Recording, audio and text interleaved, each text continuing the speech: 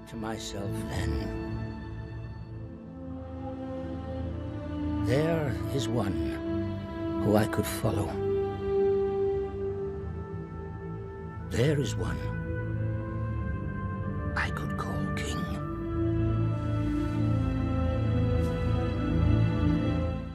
So I was debating in my head whether I wanted to make this a video about the Hobbit specifically and talk about why I really love the movies, or if I wanted to talk about the only type of dwarf that I'm willing to accept when it comes to the Amazon's Lord of the Rings MMO.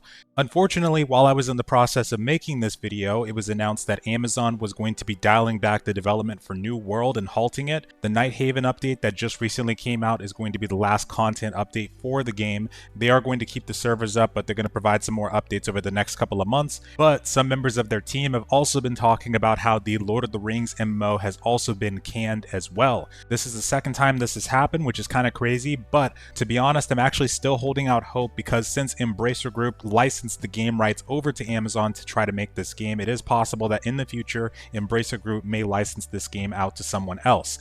I've already put so much work into this video that I didn't want it to go to waste, so let's just ignore the Amazon Lord of the Rings MMO portion of the video and focus more on why I love The Hobbit. Before we get started, I'd like to give a special thanks to the sponsor of this video, the Xsolla Partner Network. If you're an aspiring content creator and you're not familiar, this is a platform in which you can partner with different companies to promote their game and also earn revenue share while doing it. You'll also get access to free game keys depending on the campaign, and there's no limit to how much revenue you can earn with these partnerships. They've got exclusive games like Dragon Quest 1 and 2, which I will be signing up for in just a moment here. Whenever you come to the various pages to apply for a game, you can click on this section right here. It'll also show you the requirements that are needed to be able to apply for the campaign. You'll see the campaign agreement, and then you can hit agree.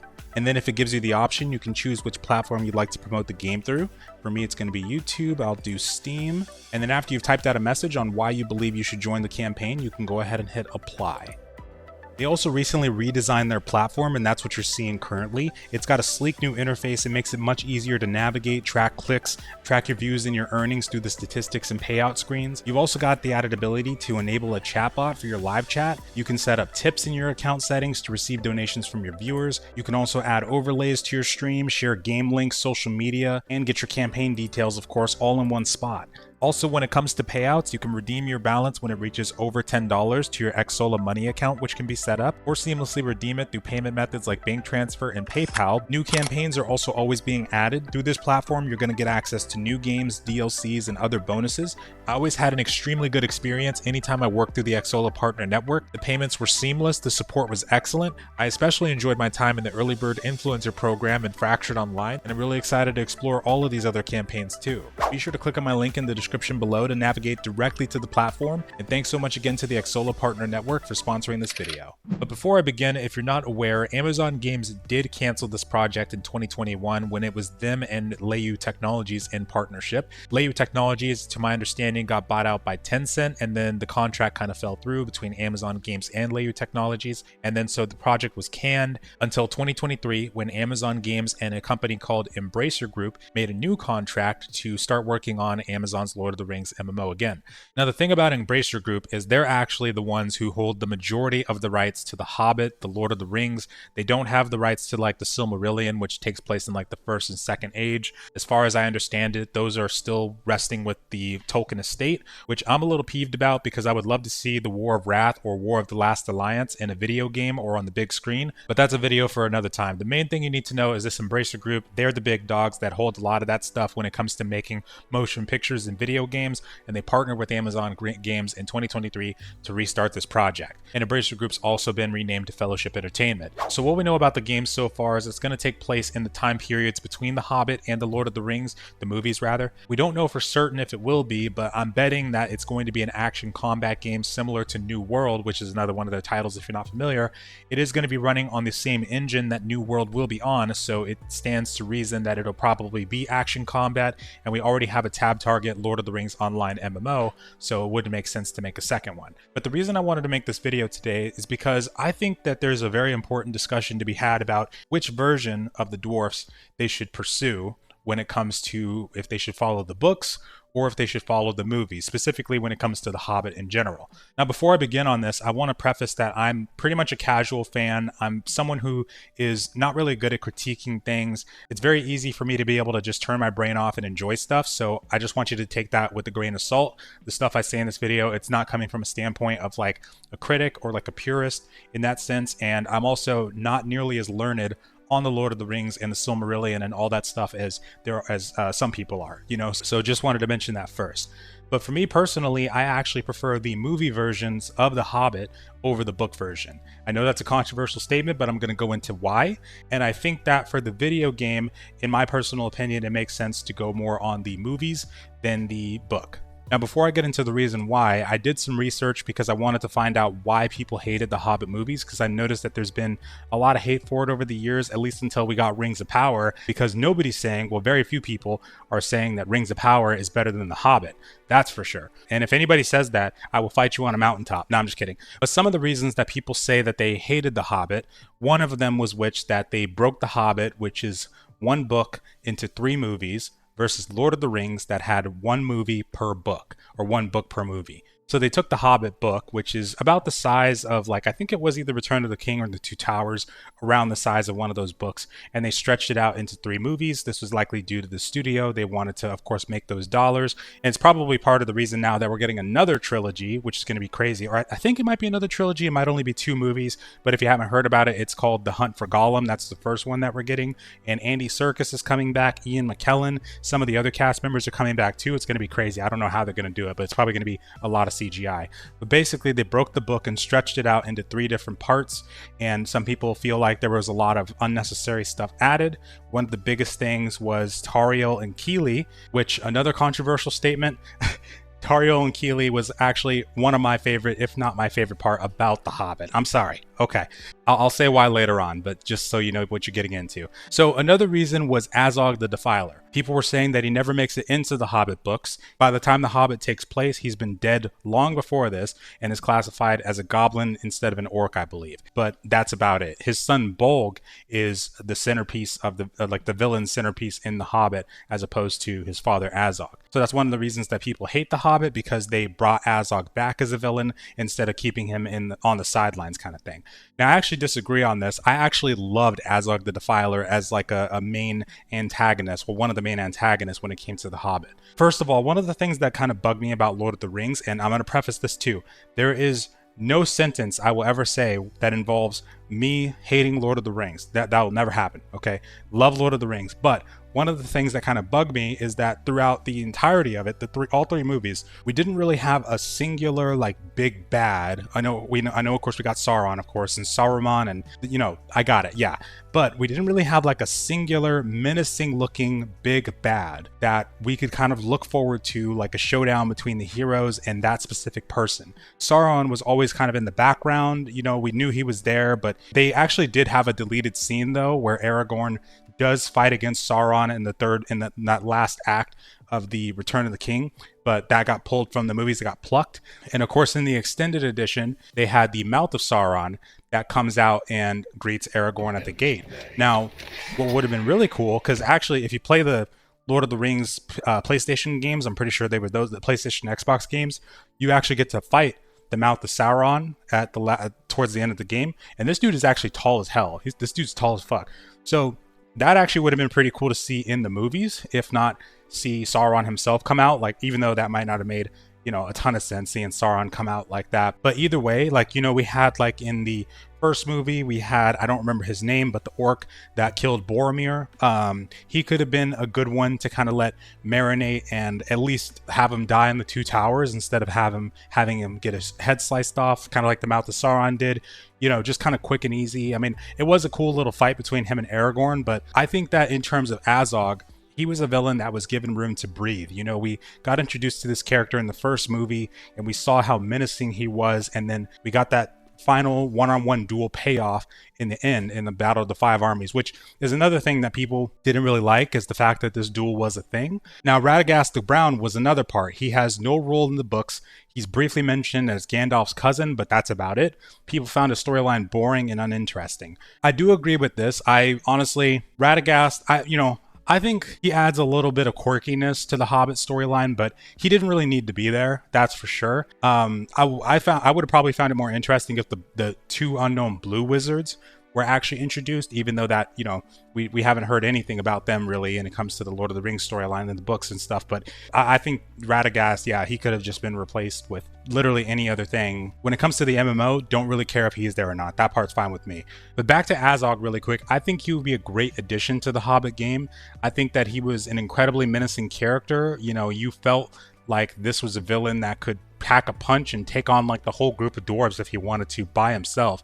Like, this guy was awesome. Another thing that people had a problem with is the meeting of Gandalf and the White Wizard Council, and eliminating the Necromancer. That's only mentioned briefly in the books as well. But I did like the dynamic between Gandalf and Galadriel, showing that there was some romantic tension there, even though she does have that husband that everybody seemed to forget about after the Lord of the Rings movies. But one of the parts I'll stand 10 toes down on is when they do confront the Necromancer, who turns out to be Sauron in the fortress of Dol Guldur. Even though Saruman, for example, didn't want to attack Dol Guldur for his own personal reasons in the book, the fight choreography and action-packed scene of Saruman and Elrond going apeshit on these Nazgul is chef's kiss. You should have stayed dead.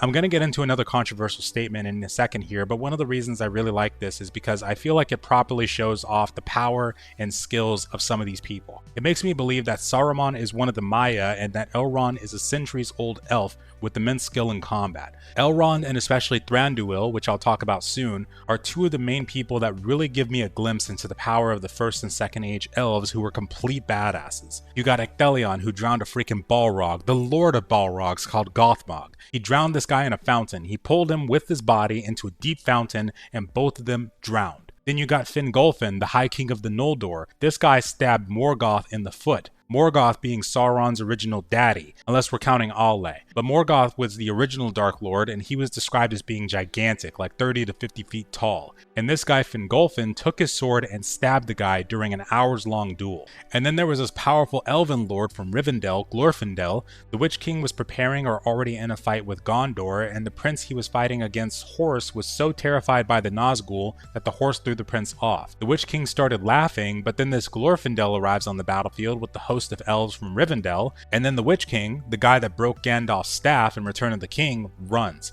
He stops laughing and he runs from Glorfindel, a powerful ancient elf. And then there was this motherfucker Feanor, like, no, I'm not even going to get into that, but Elrond and Thranduil in the Hobbit movies really showcased to me what some of these ancient elves were really like. If we had elves like Feanor and Fingolfin in the Third Age, Sauron might have been in some real trouble. And when it comes to the dwarves, this has probably been my favorite depiction of dwarves across any cinema or video game ever. Like, whenever I think of dwarves, I think of Thorin, I think of Kili, I think of Dwalin. Like, these dudes were absolutely badass, all in their own right. Like, these guys might have been able to take on like a small army of orcs in Lord of the Rings like it was nothing. Kind of like Aragorn, Legolas, and Gimli did, but like I think they could potentially take on a larger one for sure. I mean, granted, there is like 13 of them, but still. But I think they did a pretty good job of portraying them in The Hobbit. I felt pretty immersed in their storylines. I know that they also look like they belong in a boy band, but I think in comparison to like other depictions of dwarves, these guys are like absolutely perfect to me. And then we come to another controversial part. Tauriel and Legolas were not in the books at all, and the romance between Tauriel and Kili is completely made up and unnecessary to other people. Now this is where I also have to stand my ground. I'm a sucker for romance, especially in fantasy. It was one of my favorite parts, and I'm going to go on another tangent with this one. Now it's said that Tolkien never hinted at an elf falling in love with the dwarf in the books, and that the romance is non-canonical. Arwen fell in love with Aragorn even though he wasn't an ordinary human, descended of Numenor, blessed with long life and all that. But who Tauriel and Kili's story reminds me of is the elf Luthien and the human Beren. They fell in love, and Luthien gave up her immortality for him in the Silmarillion. Luthien was the immortal daughter of an elf king, Beren was a mortal man, and the couple undertook a perilous quest together. But I think it did a good job of showcasing the love that could be had between different races, and I think we got a little bit of a taste of that with Legolas and Gimli's storyline. If you're not familiar, in the Fourth Age, from what I recall, they actually travel around quite a lot after Aragorn's death especially, before they finally decide to go to the Undying Lands of Valinor together, which also, it was a rare thing for anybody but an elf to be welcomed into the land of Valinor, but you had Gimli, a freaking dwarf, over there. So I think it's a testament to the fact that even though something was never mentioned, it doesn't mean that it can't happen or that it shouldn't happen. I think that's the thing that we commonly forget when it comes to book versus TV adaptation and movie stuff, but that's kind of how I felt about the whole thing, and actually enjoyed the storyline between Tauriel and Kili. I mean, just look at this scene. Tauriel, you cannot be her. She is far away. She is far, far away from me. She walks in starlight in another world.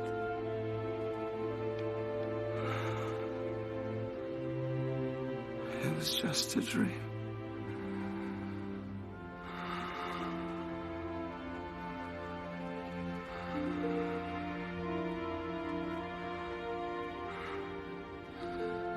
Do you think she could have loved me?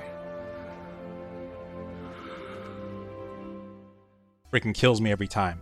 I also love Bard, the way that they've depicted him in the movies. Of course, I love Thranduil. Thranduil, the depiction of him in the movies needs to be in the game. Like, if I can't go to Mirkwood and meet him in person, I'm going to be a little mad. Smaug as well, I think, was done great. Benedict Cumberbatch did an amazing job voicing him, even though they never confront him in the mountain in the books. And although I do agree that Bjorn could have been used more in the movies, and I really do hope they use him in the game more, because he was actually supposed to play a pivotal part in the Battle of the Five Armies in the last part. The Battle of the Waterways, this is another one that people kind of don't like. It's just kind of a, fun scene, but people have a problem with it being unnecessary. I can agree that this maybe didn't need to happen, but I gotta say that I didn't mind it as much as other people, I would say. As far as the Battle of the Five Armies, of course, it just looks like a huge cartoon battle to a lot of people, featuring this ridiculous scene. I'll admit this one deducts points off of The Hobbit, for sure. But I do stand by the charge. I feel like whatever negatives about the battle, they were almost or entirely canceled out by this.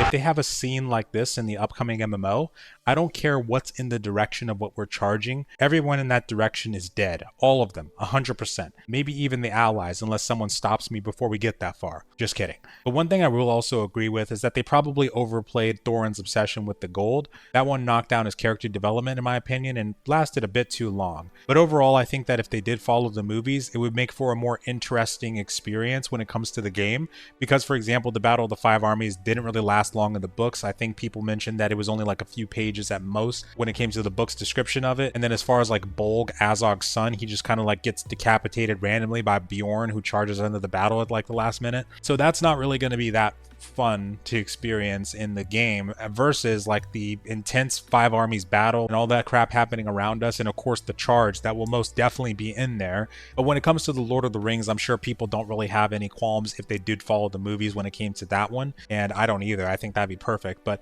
either way, let me know what you guys think about this. I know that there's probably going to be some disagreements. I'm really curious to see what you guys' thoughts are. Have a wonderful night or day, folks. Farewell.